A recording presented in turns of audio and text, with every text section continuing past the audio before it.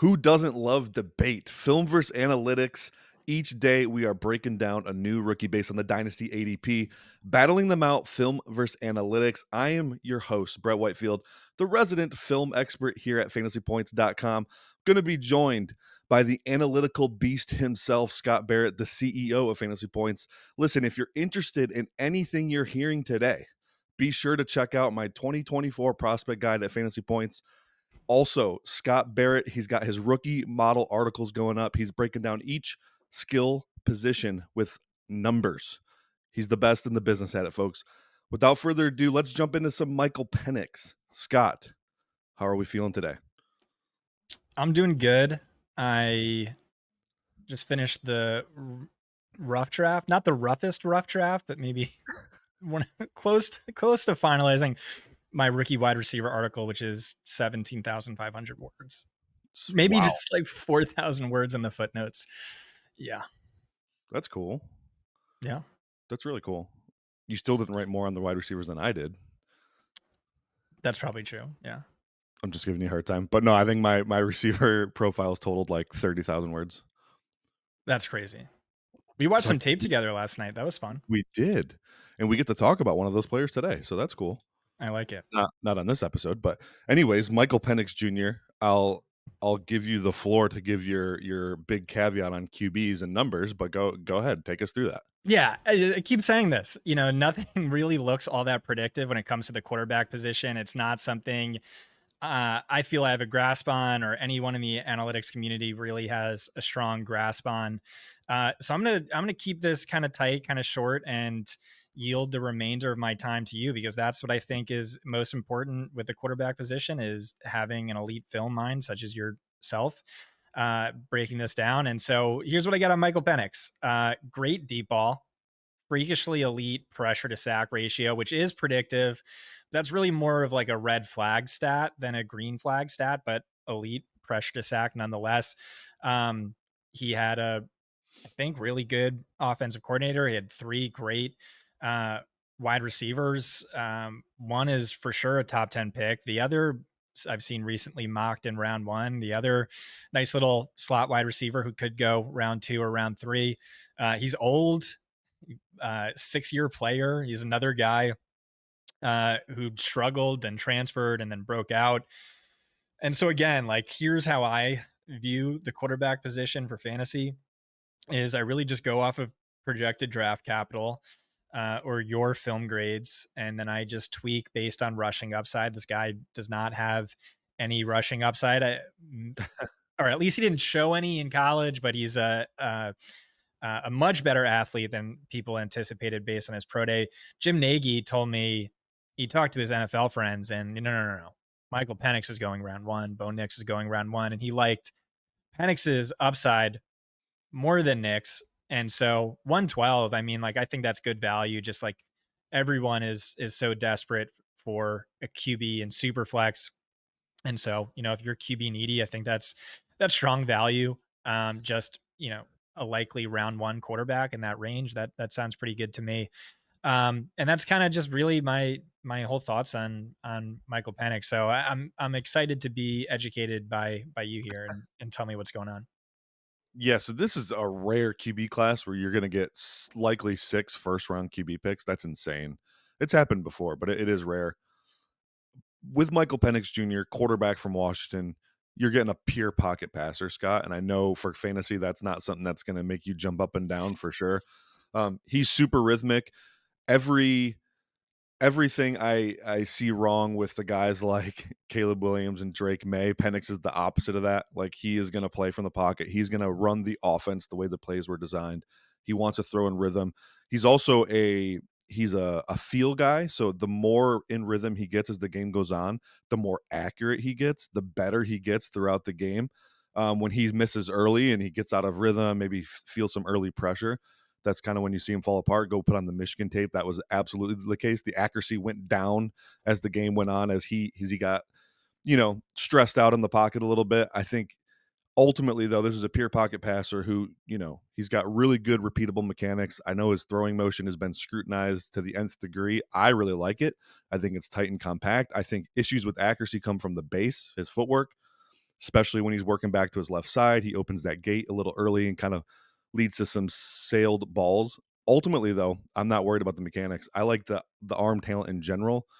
He can throw the ball to all three levels of the field. He can attack defenses deep outside the numbers. These are all plus things for him. Tight window throws.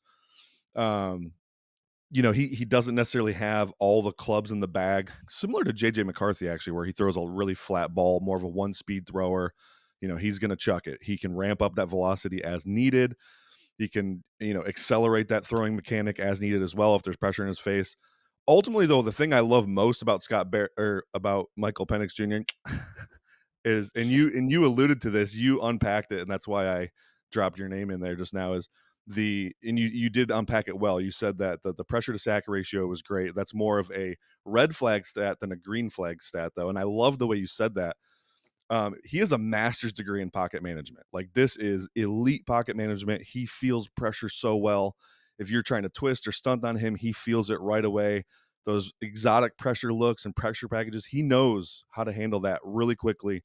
He slides, he steps, whatever he has to do to reset that offensive line, he is excellent at it. So while it is it's not a green flag stat for you. It is a green check for me because, just even from our JJ McCarthy talk, I love the ability to manage the pocket. I think it's the most underrated trait when we're scouting quarterbacks. This translates to success at a high level. I loved Anthony Richardson for the same reason last year. Ultimately, I love Penix for the same reason this year. Now, listen, he's not perfect though, Scott. Do you want to hear about some of his deficiencies, or do you want to tackle some of those strengths? No, no, no. Let's hear about the weaknesses. So ball location can be a mess at times. Oh man, it's really weird. I talked about how he gets hot. He heats up throughout the game. That is true. When he's missing though, like, ball location can be bad. Even some of his completed passes, they'll be back shoulder. They'll really limit the yak ability of his players. And I think when you break down the analytical profiles of Jalen Polk and Jalen McMillan, you see that, right? Like, they weren't great after the catch. Roma Dunes to some extent as well. And a lot of that is ball location. They just weren't put in positions to really get out there and run after the catch. I think that could be a hindrance for him early on. A good coach will be able to tighten up that footwork and that swinging gait he has working back to his left. I think eventually it could go away, but for right now, accuracy, ball location is a little bit messy at times. The other thing too is the creative element. There's no creative element to his game whatsoever. I don't care that he tested it as an elite athlete. He never once displayed that on tape. And I put in his prospect profile, Scott, he is allergic to throwing on the move. He actually physically cannot do it. He knows that as well. If you watch him when he's scrambling, he will come to a complete stop before throwing the ball because he knows when he doesn't, it gets ugly fast. My comp for him, and I don't know if this is going to make you feel great either, is Jared Goff. He's left-handed Jared Goff. He's on that Jared Goff, CJ Stroud spectrum of player, just pure pocket passer. He can pick you apart. When he's really feeling it and he knows what to expect from the defense, he is going to absolutely pick you apart from the pocket. That's his game. How do you feel about that? Yeah, I like it. So just to play devil's advocate here, with Penix is like, how do we know he's not just the new Zach Mettenberger, where he had these three elite receivers, and how do we know he wasn't just a product of, you know, their skill set or a product of the offensive coordinator? What do you how do you differentiate that based on the tape? Well, Zach Mettenberger wasn't really a talented guy. Like, he Right. I just mean, like, people, I don't know if you remember that draft cycle. Maybe he only went like round 6, but I remember people talking about him as like, mm, no, this guy is special. When it's like, oh no, wait, Jarvis Landry is like one of the best slot receivers of his era, and Odell Beckham Jr. pre-injuries looked like a god. and wasn't DJ Chark on that team too, I think. Crazy. Yeah. Yeah, I mean, it was nuts. Yeah, I just don't see the same level of, like, sorry. So I picked apart Penix's, ball location and accuracy. That's not the case all the time, obviously. I think his arm talent far exceeds Mettenberger, where Mettenberger was playing YOLO ball. That offense also was just get guys in space and let them work. That's not really what Washington did. It was purely vertical. Penix had to win with his arm vertically. No, yeah, it's easy when you're thrown to Rome and Jalen Polk and three guys that are going to go in the top 70 of the draft more than likely. That's great, but I just think he's a more talented player. I did, grave him on a curve a little bit because of that, though. Well, the other question I had for you while you're you're dying over there, man, Oh, man. is do you see any rushing upside just based on the pro day, which was like I said, a lot better than anyone anticipated? Probably not. Usually, it's either in a quarterback's DNA or it's not to be an effective rusher. Jared Goff was a better college rusher than Michael Penix Jr. To put that in perspective, and we see Goff as a guy who also struggles to throw on the run, who expert pocket manager, but when it does break down, when he can't escape pressure, it gets ugly fast. I see Penix really in a similar light to that. C.J. Stroud, another great one. He's had one game in his career where he used his legs, and that was the Georgia game. Didn't do it really last year as a rookie. We got basically two full seasons as a starter in college where he didn't do it. So, and I think Stroud's a better athlete than Goff. That's why I threw him in there as well. So I just don't really see that.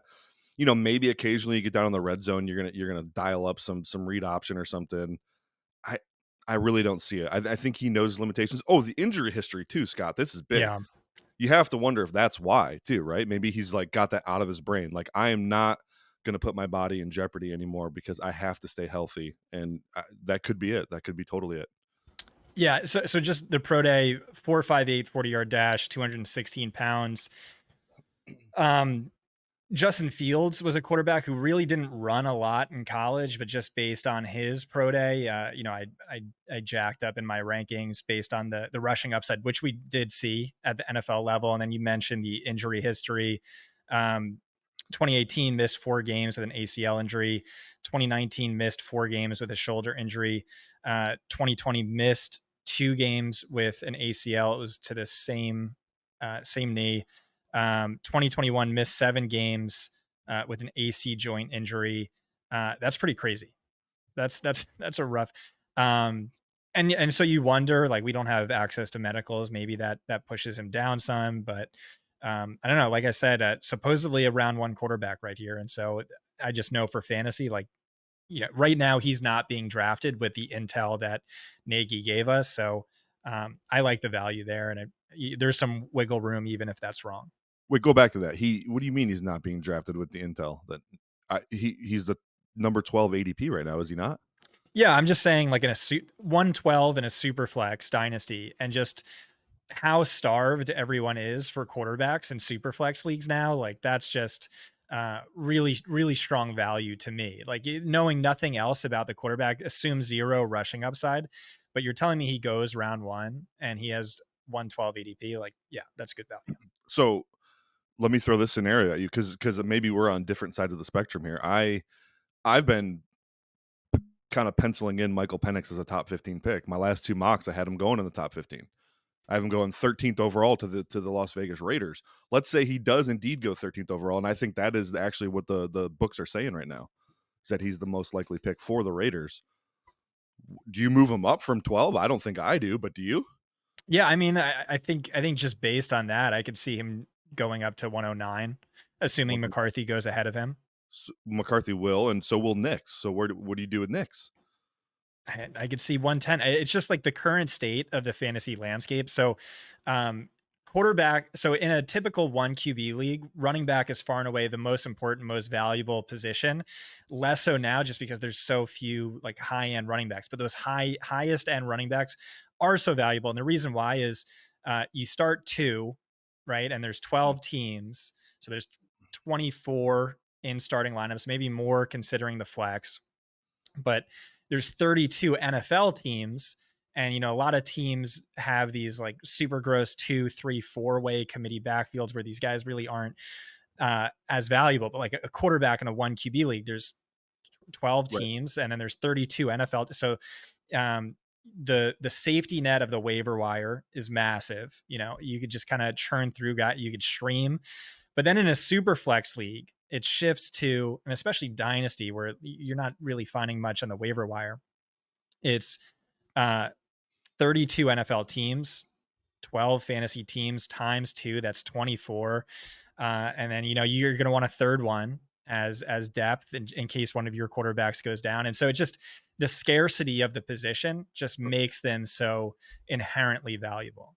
Yeah, I get it. I studied economics in college, Scott. I get it. But listen, you got the top 3 wide receivers. You got Brock Bowers and 6 first round QBs potentially. Yeah. That means somebody in your league is getting really lucky. If they're sitting on multiple QBs and they could grab Malik Neighbors or Roma Dunes at pick 6, 7. That's kind of what I'm feeling you're telling me right now. Brock Bowers and tight end premium at pick 10? What are we talking about? I mean, that's insane. So, I mean, listen, I kind of hope he goes 13th overall to the Raiders because I'd love to collect some extra shares of those guys I just mentioned, in the mid to late first round. That'd be awesome. Yeah, yeah, again, I would much rather those players, but, like, there are gonna be some dynasty teams in your league where they're, like, win now, they have a really good team, but they just have 1 quarterback because, um, Daniel Jones is losing his job and this guy is a question mark and they just lost this. And so like they only have one start, they have to make that pick. Yeah, But yeah, I'm with you. I would much rather draft one of these stud receivers or uh, Brock Bowers, who I love. right. Or whatever running back lands in Dallas. But Right. that's a different conversation for a different day. All right, let's tie a bow on this, Scott. Yeah, I think this is a fair valuation. It's going to really come down to like what your team needs, but yeah, certainly I think there's good value here. Even some wiggle room if Jim Nagy's wrong and he goes round 2, and if he goes top 15 like you're predicting, then tremendous amount of value. If I'm good on quarterbacks, then maybe I'm not chasing him. Maybe I'm not all that excited to draft him. So again, it really comes down to your roster needs. But if you're QB needy, a round 1 rookie quarterback, that sounds good to me.